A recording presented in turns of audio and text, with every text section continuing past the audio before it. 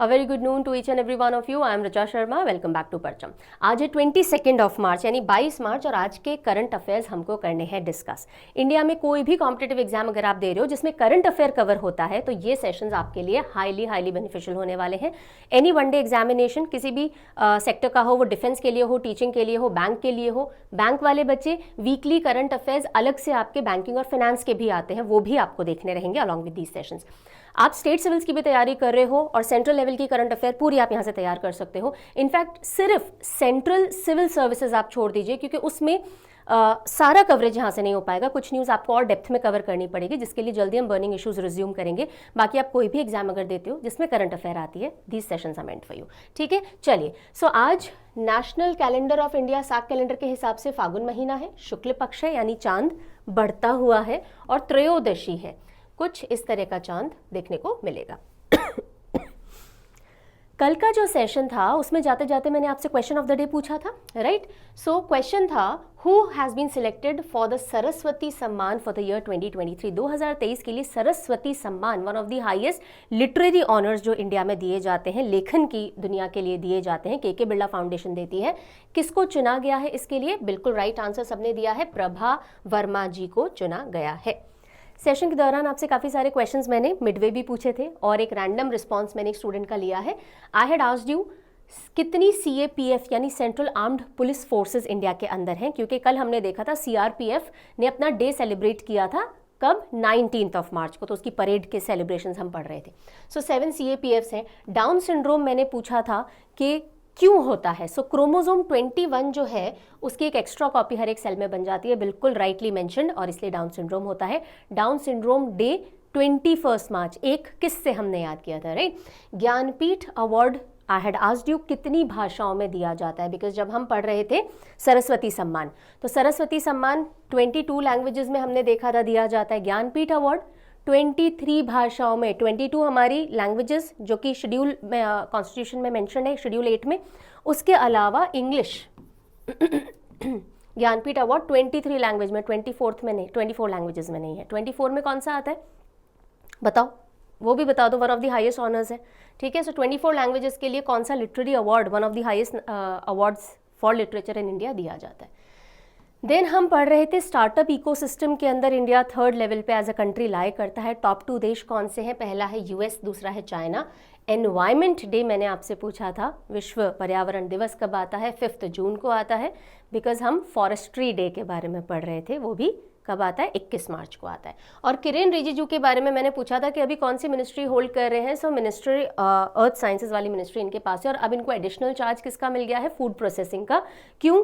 क्योंकि पशुपति पारस जी जो है वो रिजाइन कर चुके हैं इस मिनिस्ट्री से, ठीक है। And finally I had asked you cabinet सचिव भारत के यानी कैबिनेट सेक्रेटरी ऑफ इंडिया कौन है? राजीव गौबा जी हैं। और अगर आप अदरवाइज भी देखेंगे ना, ये सारे पॉइंटर्स आपको पता होने चाहिए अगर आप कोई भी एग्जाम फेस कर रहे हो। मैं क्वेश्चंस इसी तरह के पूछती हूँ आपसे बीच बीच में, ताकि आपके मेन की पॉइंट्स रिवाइज होते रहे, ठीक है। So very well done, allot many of you have answered correctly. आज की बात करते हैं। गला अभी भी पूरा ठीक नहीं है, सो बीच बीच में I will be coughing, kindly adjust with it. March 22 यानी आज के दिन इम्पॉर्टेंट है, ये दिवस याद रखना है, वर्ल्ड वाटर डे, विश्व पानी जल दिवस। सो वर्ल्ड वाटर डे 22 मार्च को आता है। 2 बूंद करके जो तुम नल खुला छोड़ देते हो और सारा टंकियां खाली हो जाती है, पानी वेस्ट हो जाता है, 2 बूंद भी बचानी है। 2 से 22 याद रखिएगा। 22 मार्च को आता है वर्ल्ड वाटर डे, और 1993 से यूनाइटेड नेशन इसको ऑब्जर्व कर रहा है। टोटल 17 सस्टेनेबल डेवलपमेंट गोल्स हैं इंडिया में, 17 SDGs। उसमें कौन से नंबर पे वाटर की बात की गई है? गोल नंबर 6, ठीक है। सो 2 करके तो पानी बचाना और एक और 2 जोड़ लो तो टोटल 6 हो जाते हैं। सो गोल नंबर 6 SDG 6 बात करता है water and sanitation for all by 2030, because 2030 तक के लिए हमने सस्टेनेबल डेवलपमेंट गोल लिए हैं। टोटल कितने SDGs हैं? 17 है। Coming back to World Water Day, World Water Day की थीम क्या रही इस बार? So water for peace. अभी सब जगह शांति चाहिए या AI चाहिए या सस्टेनेबल डेवलपमेंट। सस्टेनेबल डेवलपमेंट पिछले साल बहुत थीम्स में देखने को मिल रहा था, अब AI देखने को मिल रहा है या फिर शांति। So water for peace is the theme for World Water Day 2024। Leveraging water for peace, ये थीम है। थीम अच्छे से याद रखिएगा, तारीख अच्छे से याद रखिएगा, इंपॉर्टेंट डे है, ठीक है। रिविजन में भी give it a place. Next देखते हैं 22 मार्च को ही यानी आज ही के दिन सारे बिहारी बंधुओं को मेरी शुभकामनाएं। हैव अ हैप्पी बिहार दिवस। तो बिहार फॉर्मेशन डे या फाउंडेशन डे भी आज मनाया जाता है बिहार दिवस के रूप में, इट इज़ ऑब्जर्व्ड।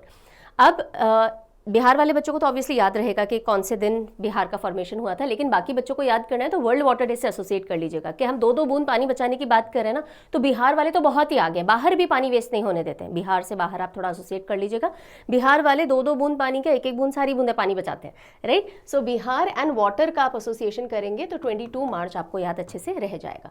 क्यों मनाते हैं बिहार दिवस हम? क्योंकि इसी दिन 1912 में बंगाल प्रेसिडेंसी से बिहार को स्टेट के तौर पे अलग निकाला गया था।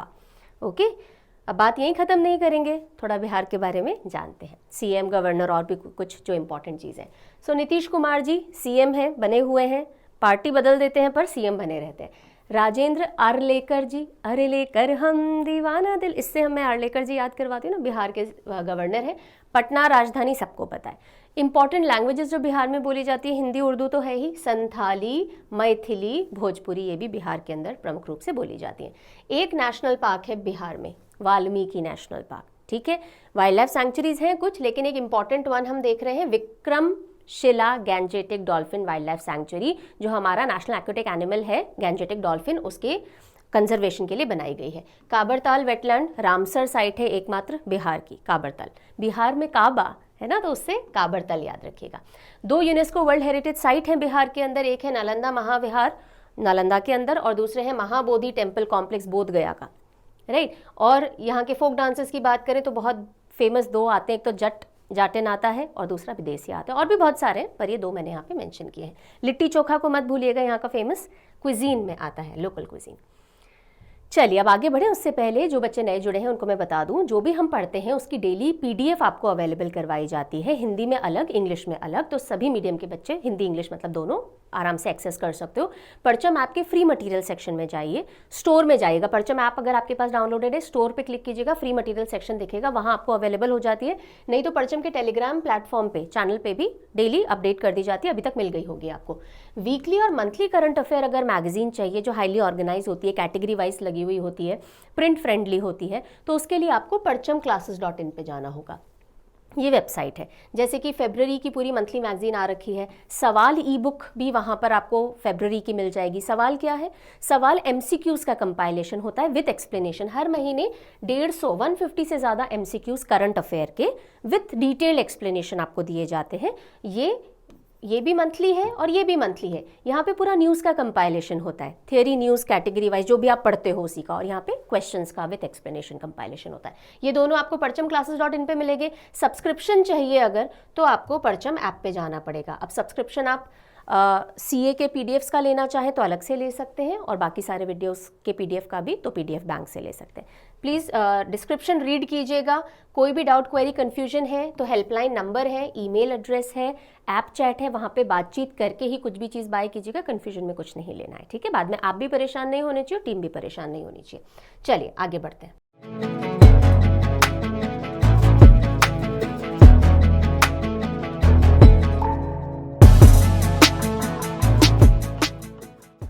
अब नवरोज़ है ना, तो जो पारसी कम्युनिटी होती है, जो पर्शिया से आकर के इंडिया में बसे हैं, और आज भी ईरान साइड में, पर्शिया साइड में, मिडिल ईस्ट के अंदर नवरोज़ बहुत उत्साह से मनाया जाता है, और ये 21 मार्च को ऑब्जर्व किया जाता है, ठीक है। तो कल 21 मार्च को नवरोज़ सेलिब्रेट किया गया।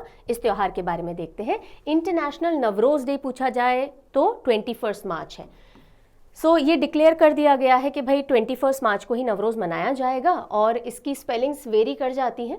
ईरानियन या पर्शियन न्यू ईयर के तौर पे इसको सेलिब्रेट करते हैं, नया साल, स्प्रिंग की शुरुआत होती है इस समय। अगर आपको थोड़ा बहुत ज्योग्राफी में ध्यान हो तो मार्च 2021 के आसपास ही वर्नल इक्विनॉक्स आता है। पूरे साल भर में 2 ही दिन ऐसे आते हैं जब हमारी जो धरती है सूरज से बिल्कुल सीधे फेस करती है, यानी कि ऐसा नहीं कि उसके टुवर्ड्स टिल्टेड हो या उसके अवे टिल्टेड हो, तो ऐसी पोजीशंस में होती है, राइट। तो सनलाइट इस तरह से पड़ रही होती है। ये वाला है वर्नल इक्विनॉक्स, ये ऑटमनल है, ये वर्नल इक्विनॉक्स है। तो इंडिया की तरफ वो साइड है ना, आपको दिख नहीं रही है यहाँ पे।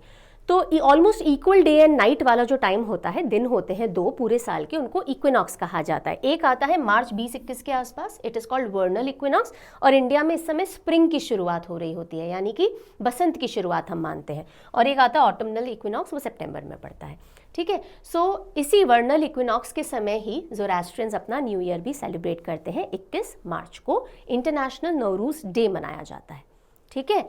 चलिए, यहाँ तक की कहानी समझ में आई? ओके। 2009 के अंदर, 2009 के अंदर नवरोज जो पूरा ये सेलिब्रेशन है, इसको representative list of intangible cultural heritage of humanity by UNESCO में शामिल किया गया। जैसे यूनेस्को की हेरिटेज होती है ना, यूनेस्को वर्ल्ड हेरिटेज साइट्स होती हैं, इसी तरह से यूनेस्को की इंटैंजिबल कल्चरल हेरिटेज के भी कुछ पॉइंट्स होते हैं जिनके हिसाब से कुछ चीज़ों को लिस्ट किया जाता है। इंडिया से कितनी इंटैंजिबल कल्चरल हेरिटेज लिस्टेड है यूनेस्को में, ये आप मुझे बताएंगे। जैसे कि मैं आपको बताती हूँ, दुर्गा पूजा है हमारे बंगाल की, राइट, तो उसको इंटेंजिबल कल्चरल हेरिटेज में शामिल किया हुआ है। इंटेंजिबल मतलब जिसको आप टच नहीं कर सकते हो, लेकिन आपके कल्चर का एक अभिन्न अंग है, और इसलिए उसको प्रिजर्व किया जाना चाहिए, उसको कंटिन्यू किया जाना चाहिए। ऐसी चीज़ों को इस लिस्ट में जगह मिलती है, तो नवरोज भी इसमें शामिल हो रखा है। ओवर 3000 ईयर्स से इसको मनाया जाता आ रहा है सेंट्रल एशिया में, मिडिल ईस्ट रीजन के अंदर, इंडिया में भी जो पारसी कम्युनिटी वो मनाती है।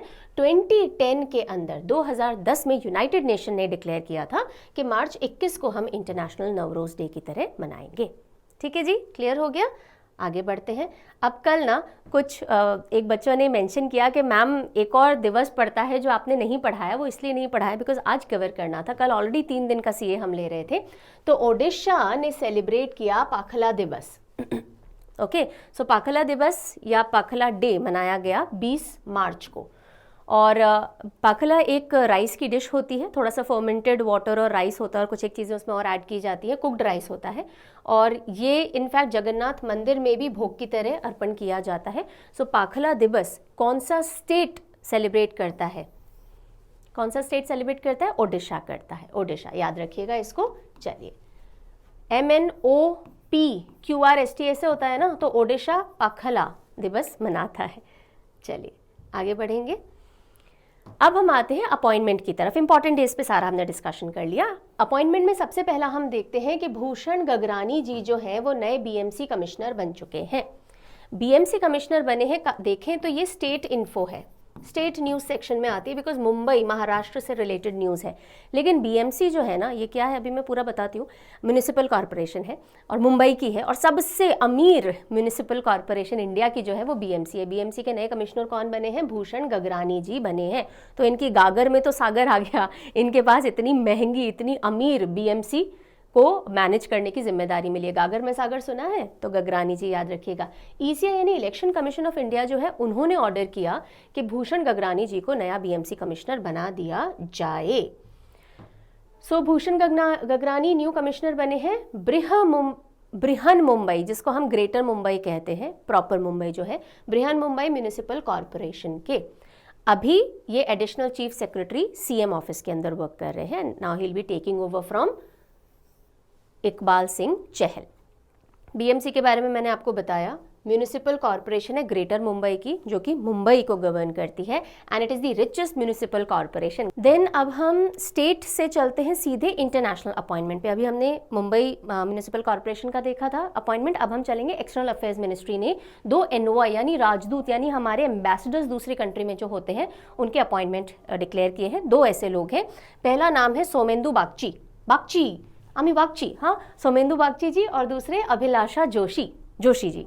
सो Somendu Bagchi and Abhilasha Joshi have been appointed India's next envoys, अगले अब जो बनेंगे इराक के लिए एंड चिली के लिए। सो सोमेंदु बागची जी इराक के नेक्स्ट एनवॉय होंगे, राजदूत होंगे हमारे, और चिली के लिए अभिलाषा जोशी जी। तो देखिए इराक, इराक की बात सुनते ही भागो भागो भागो, अमी बागची, अमी इराक ना जाची मुझे नहीं आती बंगाली, हम तो सॉरी, लेकिन मैं सिर्फ थोड़े बहुत ऐसे चीज़ें बोल देती हूँ, एग्जाम के अंदर आपको रिकॉल हो जाता है, मेरा पर्पस और आपका पर्पस सॉल्व हो जाता है। सो सोमेंदु बागची जी इराक, ठीक है, एंड अभिलाषा जोशी जी चिली खाते एकदम जोश आ जाता है ना, पसीने पसीने आ जाते हैं, पानी पीने के लिए हम बहुत जल्दी उठ करके भाग के जाते हैं। सो चिली एंड जोशी, सो अभिलाषा जोशी जी, इन दोनों का नाम आपको बस ध्यान रखना है, that is the only thing. आगे चले। ओके, अब हम चलते हैं स्पोर्ट्स न्यूज़ की तरफ। आज से आईपीएल चालू हो चुका है। सो आईपीएल के अंदर ये कौन सी टीम है? ये CSK। सो CSK चेन्नई सुपर किंग्स में ऋतुराज गायकवाड़ जो हैं उन्होंने पोजीशन ली है एज दी कैप्टन, और MS धोनी जी जो हैं उन्होंने ये सीट इनको हैंड ओवर कर दी है। So he has given up the captaincy, MS Dhoni, and now CSK new captain is Ruturaj Gaikwad. So Ruturaj Gaikwad takes over Chennai Super King captaincy from Dhoni, और 2024 IPL सीजन के अंदर इस टीम के ये कप्तान रहेंगे, इस फ्रेंचाइज के कप्तान रहेंगे। सो इस बार जो IPL होने वाले टोटल कितनी टीम्स हैं जो कि या फ्रेंचाइज हैं जो पार्टिसिपेट कर रही हैं? 10 टीम्स आर पार्टिसिपेटिंग। ये 17th एडिशन है इंडियन प्रीमियर लीग का, T20 फॉर्मेट पे होता है और आज से यानी मार्च 22 से स्टार्ट हो चुका है। टाटा ऑफिशियल स्पॉन्सर है। ऑर्गेनाइज कौन करवा रहा है? BCCI करवा रहा है। बिल्कुल यहीं पे मुझे विमेन प्रीमियर लीग के बारे में बता दीजिए। इस बार 2nd एडिशन हुआ था विमेन प्रीमियर लीग का, 5 फ्रेंचाइज ने पार्टिसिपेट किया था। विनर कौन था, हराया किसको था? जल्दी से write down in the comment section. So 10 teams की जो मैं बात कर रही हूँ वो जस्ट फॉर योर इन्फॉर्मेशन पता होना चाहिए नाम। तो ये 10 टीम्स हैं: Chennai Super king, Delhi capital, Gujarat Titan, Kolkata night Riders, Lucknow super giants, Mumbai Indians, Punjab Kings, Rajasthan Royals, Bengaluru royal Challengers and Bangalore, not Bengaluru, and Sunrisers Hyderabad. ठीक है, चलिए, रॉयल चैलेंजर्स बैंगलोर है वैसे इसका ना। अगली खबर भी स्पोर्ट्स से है, लेकिन अब ये इंटरनेशनल डोमेन से है, यानी कि ओलंपिक्स। सो ओलंपिक्स के अंदर रशियन और बेलारूसियन एथलीट्स जो हैं वो ओपनिंग सेरेमनी में पार्टिसिपेट नहीं करेंगे। रशिया को और बेलारूस को इंटरनेशनल ओलंपिक कमेटी ने बैन कर दिया from participating in Paris Olympics 2024। ठीक है, लेकिन जो खिलाड़ी हैं, यहाँ के एथलीट्स हैं, उनका करियर सफर ना हो, अगर वो डायरेक्टली इनडायरेक्टली वॉर से नहीं एसोसिएटेड हैं तो वो न्यूट्रल खिलाड़ियों की तरह पार्टिसिपेट कर सकते हैं, यानी वो अपनी कंट्री को रिप्रेजेंट नहीं कर सकते, वो उनके फ्लैग के अंडर में नहीं खेल सकते, पर इंडिविजुअली खेल सकते हैं, जीत भी सकते हैं। ठीक है, सो इंटरनेशनल ओलंपिक कमेटी जो है उन्होंने दिसंबर में ही सस्पेंड कर दिया था रशिया को और बेलारूस, ओके, बेलारूस बोलते हैं बिकॉज बेलारूस ने अपनी जगह दे रखी है कि आइए यहाँ से आप अटैक कीजिए यूक्रेन के ऊपर। सो इनके ऊपर बैन लगा रखा है। तो इन दोनों ही देशों के जो एथलीट्स हैं वो पार्टिसिपेट नहीं कर सकते ओपनिंग सेरेमनी के अंदर। ठीक है, लेकिन रशियन और बेलारूसियन एथलीट्स न्यूट्रल की तरह कंपीट कर सकते हैं। IOC के प्रेसिडेंट कौन है जी? थॉमस बैश है। चलिए, तो अब हम आते हैं कुछ अवार्ड कैटेगरी की तरफ। अब ये एक न्यूज़ है जो 2-3 दिन पहले की है, but I was waiting for some development because काफ़ी कैसे कहेंगे, इसके ऊपर विरोध चल रहा था। ठीक है, सो संगीत कलानिधि अवार्ड, किसकी बात है ये? संगीत कलानिधि अवार्ड, जो कि कर्नाटक म्यूजिक के अंदर one of the highest award माना जाता है। नॉर्दर्न इंडिया के अंदर पॉपुलर ज़्यादा हिंदुस्तानी म्यूजिक है, साउथ इंडिया में ज़्यादा पॉपुलर कर्नाटक म्यूजिक स्टाइल है। सो कर्नाटक म्यूजिक के अंदर जो one of the highest award माना जाता है संगीत कलानिधि, कौन देता है? The music academy.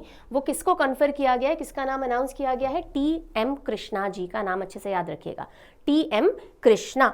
लेकिन इनके नाम के ऊपर काफ़ी विरोध आ रहा था कि no, he is not deserving one, लेकिन फाइनली म्यूजिक अकेडमी ने बोला है नहीं, we will be sticking with him, he is a very renowned and इन्होंने बहुत कंट्रीब्यूट किया है इस फील्ड के अंदर एज अ वोकलिस्ट। ठीक है, सो TM कृष्णा जो कि नोटेड कर्नाटक वोकलिस्ट है, उनको संगीत कलानिधि से सम्मानित किया जाएगा, नंबर 1। दूसरी चीज़, नृत्य कलानिधि भी अनाउंस हुआ है। काफ़ी सारे और अवार्ड्स हैं जो कि म्यूजिक अकेडमी देती है, उसमें से एक प्रोमिनेंट है नृत्य कलानिधि। सो नृत्य कलानिधि किसको मिलेगा? डॉक्टर नीना प्रसाद को, और ये मोहिनी अट्टम परफॉर्म करती हैं। ठीक है, मोहिनी अट्टम। सो बस ये इतनी न्यूज़ है जो आपको ध्यान रखनी है। संगीत कलानिधि TM कृष्णा जी को मिलेगा, कर्नाटक वोकलिस्ट है, और it is highest accolade in the field of Carnatic music. Sangeet Kalanidhi 1942 से दिया जा रहा है। आगे बढ़ेंगे। चमेली देवी जैन अवार्ड है, कौन सी फील्ड के लिए दिया जाता है, ऐसे पूछा जा सकता है। तो चमेली देवी जैन अवार्ड जर्नलिज्म के लिए विमेन को दिया जाता है जिन्होंने एक्सेप्शनल कंट्रीब्यूशन किया हो in journalism in that respective field. So outstanding women media person.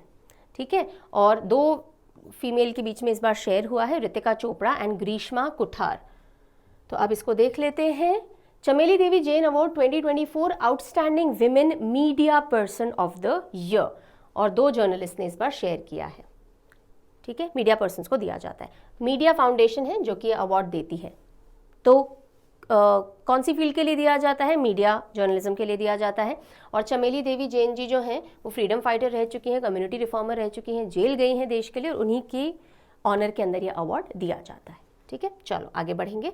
सो अब ये थोड़ा क्रीपी सा दिखने वाला picture, but anyways, new species of deep sea isopod, ये एक आइसोपॉड है जो को डिस्कवर किया गया है कोलम कोस्ट जो है, कोलम बीच जो है केरला में, उसके थोड़े ऑफ यानी पानी के टूवर्ड्स लैंड, और ऑफ जब कहा जाता है तो टूवर्ड्स वाटर होता है। So discovered off Kollam named after ISRO, और इसरो के नाम पे इसका इस स्पीशीज़ का नाम रख दिया गया है। इसरो का इससे कोई लेना देना नहीं है, लेकिन इसरो के ऑनर में इसका नाम रख दिया गया है। So it is an isopod. Isopod क्या होता है, ये देखो यहाँ इंडिविजुअल है, यहाँ ये फिश के गिल के अंदर बैठा हुआ है, it is a parasite, right. और आइसोपॉड इन्वर्टिब्रेट्स होते हैं, इनकी रीढ़ की हड्डी नहीं होती, वर्टिब्रे नहीं होती है, और ये क्रस्टेशियन ग्रुप को बिलोंग करते हैं, क्रस्टेशियन फैमिली, जिसमें कि क्रैब्स भी आते हैं, राइट, उसको बिलोंग करती है। सो इसका जीनस है ब्रूसिथोआ, और पूरा नाम ब्रूसिथोआ इसरो, ये इसका नाम रखा गया है, ब्रूसिथोआ इसरो।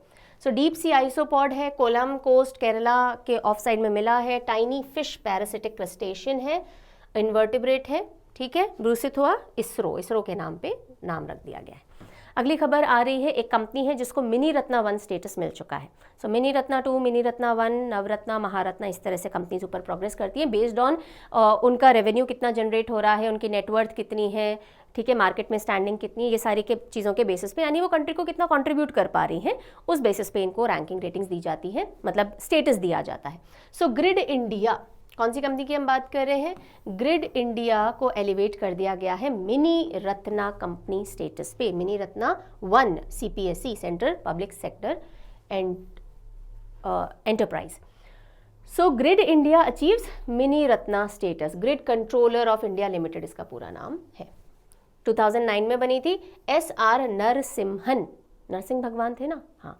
सो वो ऐसा पिलर तोड़ के आए थे ना, तो पिलर में ग्रिड बनी हुई है, ऐसे कुछ याद कर लीजिए। सो SR नरसिम्हन जी इसके CMD हैं, चेयरमैन एंड मैनेजिंग डायरेक्टर। अगली न्यूज़ के लिए अब हम चलते हैं, नेशनल कैटेगरी ऑफ न्यूज़ चल रही है, मेती निक्सी। मेती यानी कि ministry of electronics and information technology, MeitY, and NIXI यानी national internet exchange of India, right. इन्होंने सक्सेसफुली अनवील किया है यानी लॉन्च किया है भाषा नेट पोर्टल। कौन सा पोर्टल, भाषा net portal, empowering multilingual internet. भाषा नेट पोर्टल यानी कि इस पे आकर के आप चीज़ें सर्च कर सकते हो और अलग अलग भाषाओं में, रीजनल लैंग्वेजेस में भी कर सकते हो। तो ज़रूरी नहीं आपको इंग्लिश आए तो ही आप इंटरनेट का यूज़ कर सको, इस पोर्टल का यूज़ कर सको, हिंदी हो, रीजनल लैंग्वेजेस हो, उन सब में आपको ये एम्पावर करता है। और ये कब अनवील किया गया, यूनिवर्सल एक्सेप्टेंस डे इवेंट नई दिल्ली में हुआ, उसमें इसको अनवील किया गया।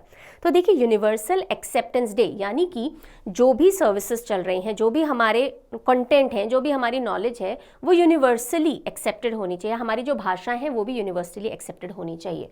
तो यूनिवर्सल एक्सेप्टेंस डे ग्लोबली मनाया जाएगा 28 मार्च को, पर इसका रीजनल इवेंट जो है यानी इंडिया लेवल का जो इवेंट था वो कंडक्ट किया गया, और उसी में नई दिल्ली में इस पोर्टल को, भाषा नेट पोर्टल को भी अनवील किया गया। न्यूज़ समझ में आ गई यहाँ तक की? थीम क्या रही इस इवेंट की, भाषा net impetus towards universal acceptance, यानी कि हम सभी को एक्सेप्ट कर रहे हैं कि हमारे पास जो भी इन्फो है सभी आकर के ले सकते हैं, अपनी अपनी भाषा में ले सकते हैं, आपको लैंग्वेज की वजह से कोई बैरियर फेस नहीं करना पड़ेगा, ओके।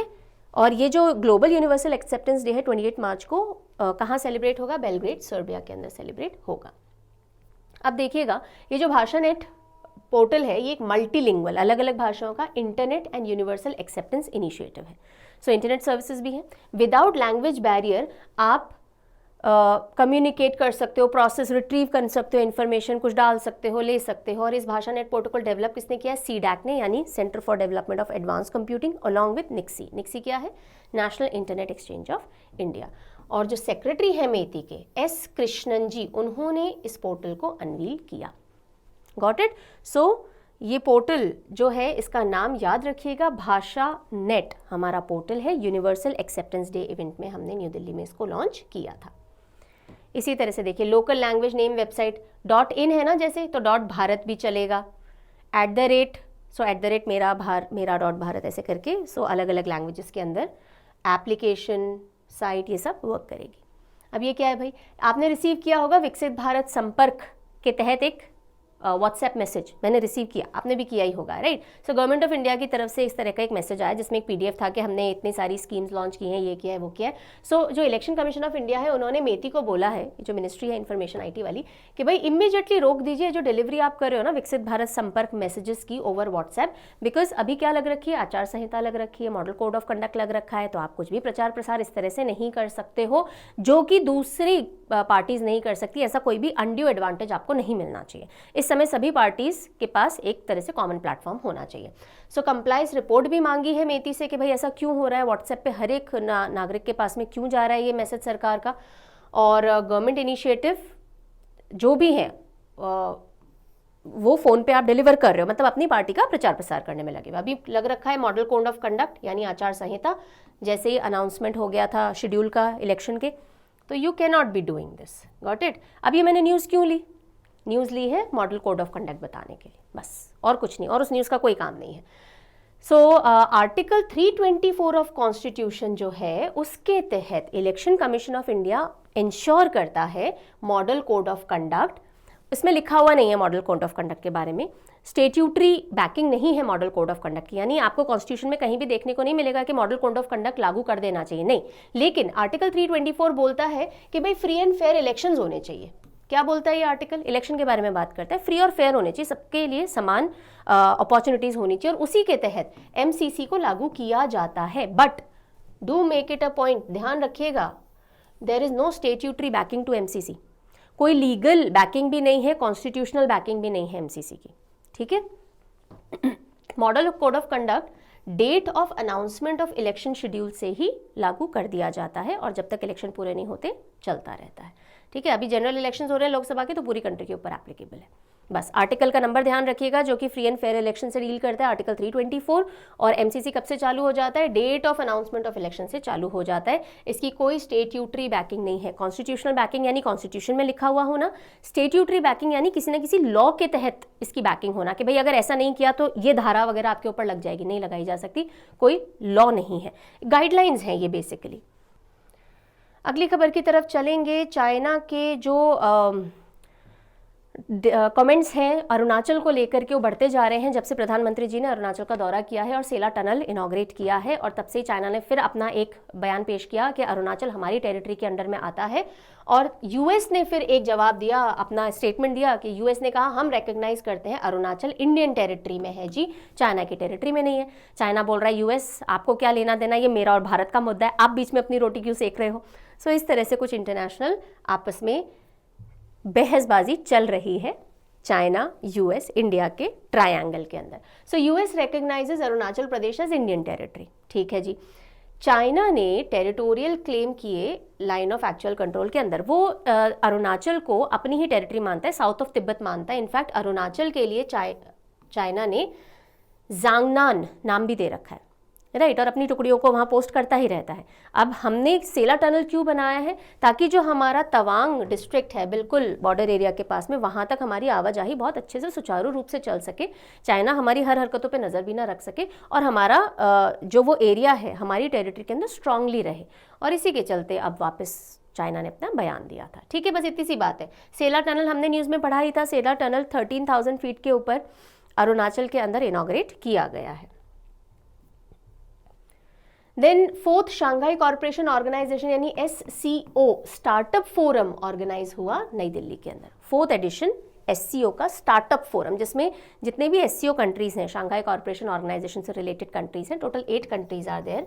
उन्होंने स्टार्टअप से रिलेटेड बातचीत की, कैसे स्टार्टअप इकोसिस्टम को और बढ़ाया जाए, कैसे नई टेक्नोलॉजीज, इनोवेशन, सब चीज़ों को साथ में और आगे लेकर के जाया जा सके, ठीक है जी। एंड अब इंडिया एक और मीटिंग होस्ट करेगा, सेकेंड मीटिंग नवंबर 24 में, और फिर एक और मीटिंग होगी जनवरी 2025 में। तो स्टार्टअप के लिए SCO मेंबर्स एक दूसरे का सहयोग और कोऑर्डिनेशन में लगे हुए हैं। SCO 2024 की प्रेसिडेंसी कौन से देश के हाथ में है, कजाकिस्तान के हाथ में है, ठीक है। SCO के बारे में थोड़ा देखें।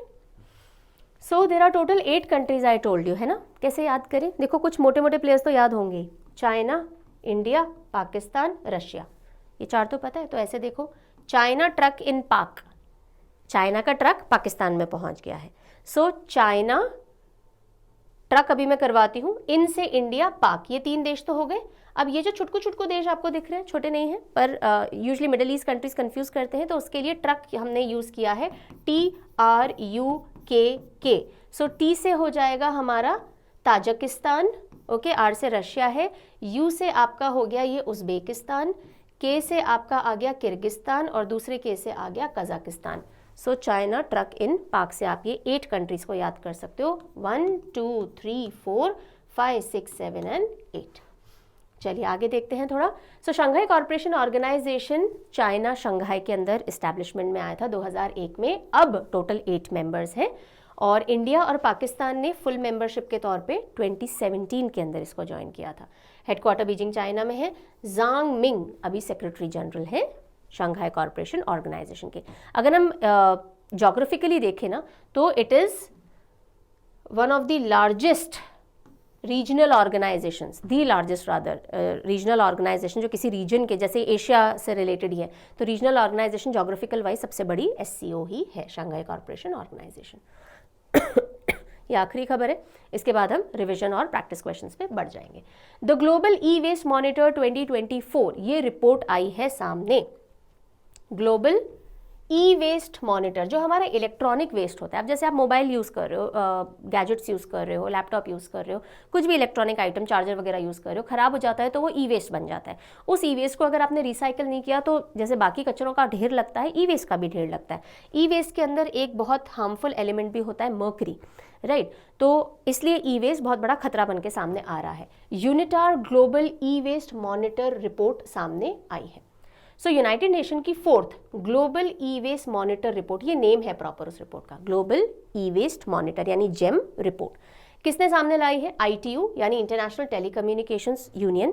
कौन सी ऑर्गेनाइजेशन रिपोर्ट लाती है ना, ये इंपॉर्टेंट होता है, ये आपको याद रखना पड़ेगा। अगर इंपॉर्टेंट रिपोर्ट्स होती हैं, पॉपुलर रिपोर्ट्स होती हैं, तो कौन सी ऑर्गेनाइजेशन या इंस्टीट्यूशन वो रिपोर्ट दे रहा है, इंडेक्स दे रहा है, उनके नाम याद रखने होंगे। तो ITU और UNITAR, United nation institute for training and research, ITU और यूनिटार ने मिलकर के ये जेम रिपोर्ट सामने रखी, जिसके हिसाब से वर्ल्ड का जो इलेक्ट्रॉनिक वेस्ट है वो 5 टाइम्स ज़्यादा बढ़ रहा है जितने हम उसको रिसाइकिल कर रहे हैं।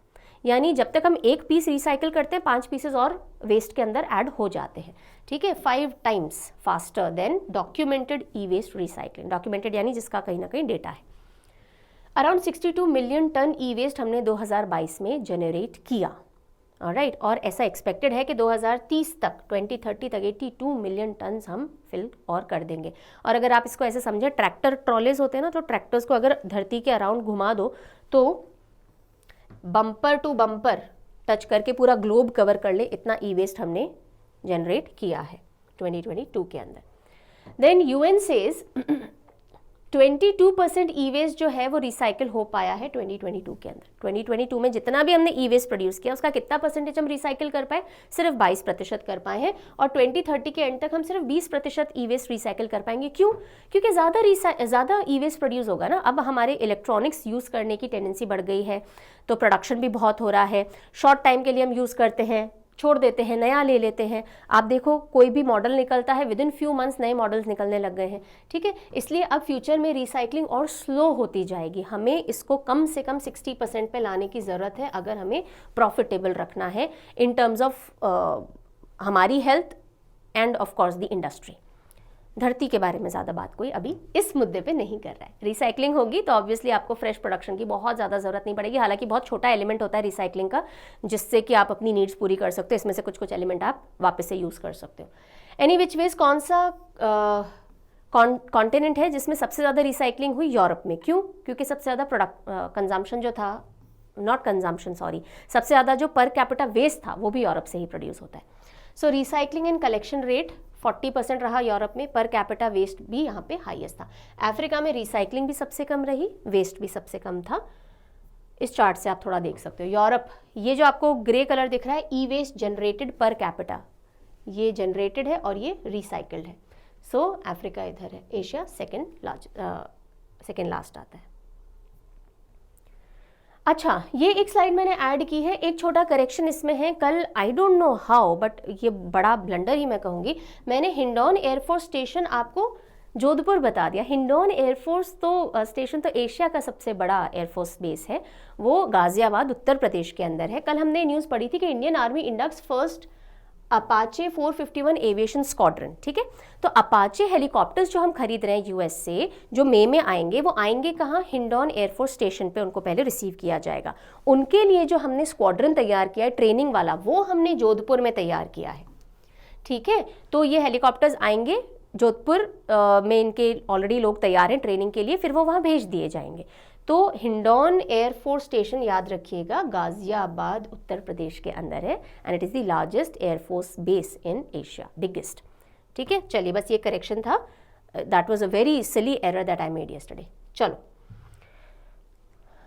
अब हम आते हैं हमारे रिविजन क्वेश्चन की तरफ, और आज जो पढ़ा है पहले उससे रिलेटेड क्वेश्चंस को रिवाइज करेंगे। What is the theme of world Water Day 2024?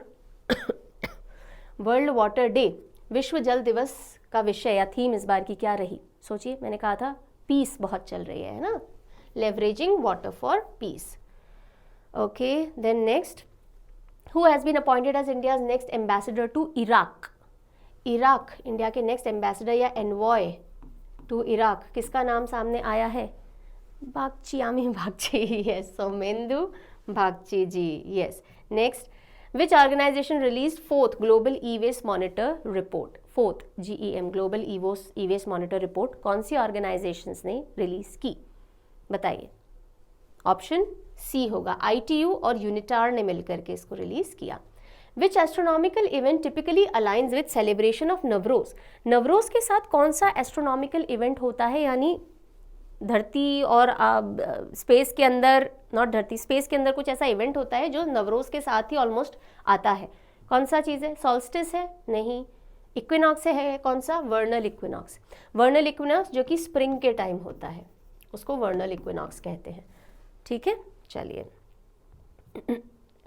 What is the name of newly discovered species of deep sea isopod of the Kollam coast? Kollam coast से ऑफ साइड में जो एक नई स्पीशीज डिस्कवर हुई है isopod की, उसका नाम क्या है? क्या नाम है जी उसका? ब्रूसिथोआ इसरो, इसरो के नाम पे नाम रखा गया था ना।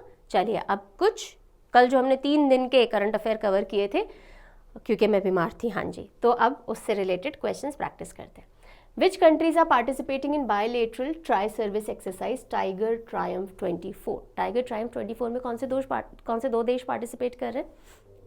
इंडिया और यूएस कर रहे हैं, बिल्कुल सही है, C is the right answer. Next हम आ जाते हैं आगे। Where is the third edition of North East Games 2024 being held? North East Games की शुरुआत हुई, कहीं खेले जा रहे हैं। 8 नॉर्थ ईस्टर्न स्टेट जो हैं हमारे, वो आपस में स्पोर्ट्स में कम्पीट कर रहे हैं। कहाँ हो रहे हैं ये गेम्स? कहाँ हो रहे हैं? नागालैंड में, ठीक है। नागालैंड में भी कहाँ? अब देख लो, नागालैंड बोल दिया है तो सोवेमा पढ़ा था कल, यस, सोवेमा में। सोवेमा में शुरू हुए हैं, ठीक है, अब फिर अलग अलग जगह ये होंगे। Which city in Nepal has been declared as tourism capital of Himalayan nation? So Nepal की टूरिज्म कैपिटल कौन से सिटी को डिक्लेयर किया गया है? पोखरा, पोखरा को किया गया है, अदरवाइज कैपिटल काठमांडू है। Which sport personality has recently been inducted into the hall of fame at the world billiards museum at Shangrao city, China? जो वर्ल्ड बिलियर्ड म्यूजियम है शांगराओ सिटी में, उसके हॉल ऑफ फेम में कौन से billiards खिलाड़ी को जगह मिली है? कल हमने पढ़ा था, आंसर है Pankaj Advani. And next is who has been given additional responsibilities as governor of Telangana and lieutenant governor of Puducherry? So Tamilisai Soundararajan ji ने रिजाइन किया था दोनों पोजीशन से, तो ये नाम तो इकट्ठी हो जाता है। तो इनकी जगह अब किसने ली है इन दोनों पोजीशंस के लिए? CP राधाकृष्णन जी ने, जो कि झारखंड के गवर्नर हैं current. And this is the question of the day. Who has been selected for संगीत Kalanidhi award of the Music Academy for 2024? संगीत कलानिधि अवार्ड के लिए किसका नाम अनाउंस कर दिया गया है? ठीक है, ये आज का सेशन था। एंड ऑफ कोर्स जाते जाते यस यस यस हालत भले से नहीं हो हमारे बोलने की, पर हम बोलेंगे success looks different for everyone. आपके पैमाने सक्सेस के, मेरे पैमाने सक्सेस के, हमारे पेरेंट्स के पैमाने सक्सेस के parameters will always be different, it should be different, है ना। आप नहीं कह सकते my mother is not successful just because she is not having a career, है ना, वो जाकर के पैसे नहीं कमाती if she is a homemaker, या वो अगर गृह लक्ष्मी है, वो बाहर जाके पैसे नहीं कमा रही पर वो घर में काफ़ी सारी चीज़ें मैनेज करके, and this is how she is leading a successful life for herself, अगर वो लाइफ उन्होंने चूज़ की है, अगर वो उनके ऊपर थोपी नहीं गई। मेरे पैमाने सक्सेस के इन माई अर्ली ईयर्स डिफरेंट हो सकते थे, आज डिफरेंट हो सकते हैं। कुछ लोगों के लिए पैसा एक सक्सेस का पैरामीटर होता है, कुछ के लिए टाइटल एक सक्सेस का पैरामीटर होता है, कुछ लोगों के लिए एक्सपीरियंस सक्सेस का पैरामीटर होता है, कुछ लोगों के लिए शांति, खुशी, दोस्ती यारी ये सक्सेस का पैरामीटर हो सकता है, कुछ के लिए आध्यात्म, भगवान से जुड़ना ये सक्सेस का पैरामीटर हो सकता है। तो सक्सेस के पैरामीटर्स बहुत डिफरेंट होते हैं और सक्सेस हर एक इंसान के लिए अलग होती है, राइट। तो हमें ये मैसेज मैं क्यों आपको दे रही हूँ, never try to bind yourself in the societal norms of success. दूसरों की नज़र में क्या सक्सेस है वो आपकी सक्सेस की डेफिनेशन नहीं बननी चाहिए। जैसे कि एक समय था जब डॉक्टर और इंजीनियर बनते हो तो ही आप सक्सेसफुल हो, तो ही आप अच्छे स्टूडेंट हो, या आप सरकारी नौकरी ले लेते हो तो ही आप सक्सेसफुल हो जी, तो ही आप सेटल्ड लाइफ में हो, नहीं तो आप नहीं हो। आज का टाइम बहुत चेंज हो गया। If you are an entrepreneur, even then, even if you are struggling, even if you are, आप अपने 40s में भी अभी नए नए बिजनेस अगर जमा रहे हो लेकिन आप पीछे बहुत कुछ सीख के आए हो, even then you are successful. So अपनी सक्सेस की डेफिनेशन आप डिसाइड कीजिए, do not let others define it for you. That was the thought for today. I will see you tomorrow. और कल कुछ इंपॉर्टेंट अनाउंसमेंट भी करूँगी बिकॉज होली भी आ रही है, सो आपके डिस्काउंट कूपन्स भी स्टार्ट होंगे और होली का छुट्टी भी होगी, तो कब क्लास होगी नहीं होगी ये सारा अनाउंसमेंट भी I tell you tomorrow. See you, take care, bye bye.